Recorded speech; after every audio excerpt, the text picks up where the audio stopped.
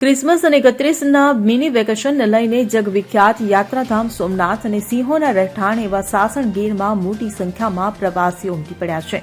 ત્યારે તમામ હોટેલો, guest house અને રિસોર્ટ આગામી 1 જાન્યુઆરી સુધી હાઈસ્કૂલ થઈ ગયા છે.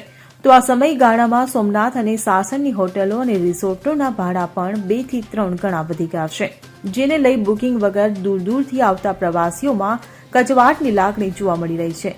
છેલ્લા વર્ષોમાં ક્રિસમસના વેકેશનનો ક્રેઝ લોકોમાં વધતો જોવા મળી રહ્યો છે. આવા સમયે ફરવાલાયક સ્થળો ઉપર મોટી સંખ્યામાં પ્રવાસીઓનો પ્રવાહ ઉમટતો જોવા મળે છે.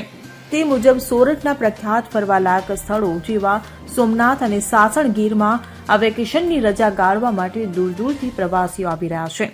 ત્યારે નાતાલની પૂર્વ સંધ્યાએ સોમનાથ અને સાસણની મોટાભાગની હોટલો અને રિસોર્ટમાં હાઈસ્કૂલના પાટિયા લાગી જવાની સાથે ભાડાઓ બમણા થઈ ગયા છે. સાથે સાથે આ ફરવાલાયક સ્થળે પહોંચવા માટે ટેક્સી, ટ્રાવેલ્સ જેવા ખાનગી પરિવહનના ભાડાઓમાં પણ નોંધપાત્ર વધારો જોવા મળી રહ્યો છે. એને લઈ ક્યાંક ને ક્યાંક દૂર દૂરથી આવતા પ્રવાસીઓમાં કચવાટની લાગણી જોવા મળે છે. નાતાલના મિની વેકેશનને લઈ ગીર સોમનાથ જિલ્લાના પ્રખ્યાત યાત્રાધામ સોમનાથની હોટલોમાં સામાન્ય દિવસોમાં જે રૂમો 1000 થી લઈને 3000 સુધીમાં મળી જતા હતા, તે રૂમોના ભાડાઓ 5000 થી લઈને 8000 સુધી પહોંચી ગયા છે.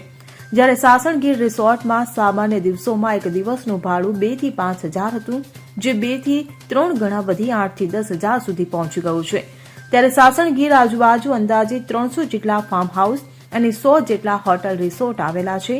તેમજ સોમનાથ આજુબાજુ અંદાજે 250 જેટલી હોટલ, ગેસ્ટ હાઉસો આવેલા છે.